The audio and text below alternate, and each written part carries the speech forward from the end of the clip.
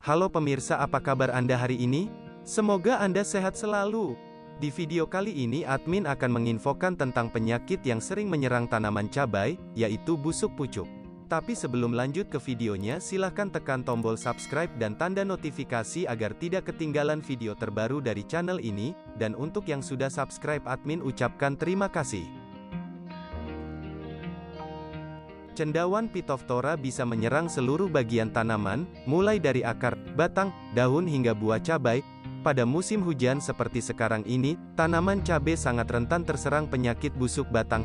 Cendawan Phytophthora dikenal sebagai patogen yang sering menyebabkan kerusakan parah pada tanaman cabai. Seperti halnya layu fusarium dan antraknosa, penyakit busuk Phytophthora dapat mengakibatkan kerugian yang cukup besar karena gagal panen. Penyakit busuk Phytophthora perlu diwaspadai sejak dini, terutama pada musim hujan. Serangan biasanya diawali pada batang tanaman muda, pucuk tanaman.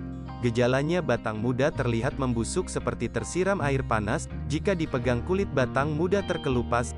Lama-kelamaan pada batang muda yang terserang akan muncul seperti bulu halus berwarna hitam keabu-abuan, layu dan akhirnya mengering. Serangan Phytophthora capsicii pada ujung tanaman cabai ini dikenal juga dengan sebutan busuk kuncup atau mati pucuk. Jika dibiarkan serangan akan terus merembet ke bawah, ke bagian batang yang lebih tua. Penyakit busuk Phytophthora pada tanaman cabai disebabkan oleh cendawan Phytophthora capsicii dan Phytophthora infestans.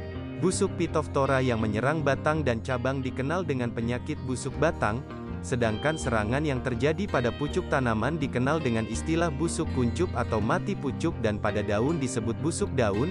Jika menyerang akar tanaman cabai dikenal dengan istilah busuk akar. Pencegahan busuk Phytophthora, busuk batang, busuk daun, busuk kuncup, mati pucuk, busuk akar. Pada tanaman cabai, beberapa hal yang dapat dilakukan untuk mencegah serangan cendawan Phytophthora capsicii dan Phytophthora infestans pada tanaman cabai antara lain sebagai berikut. 1. Pencegahan Phytophthora pada benih dan pembibitan. Gunakan benih berkualitas yang tahan terhadap cendawan Phytophthora.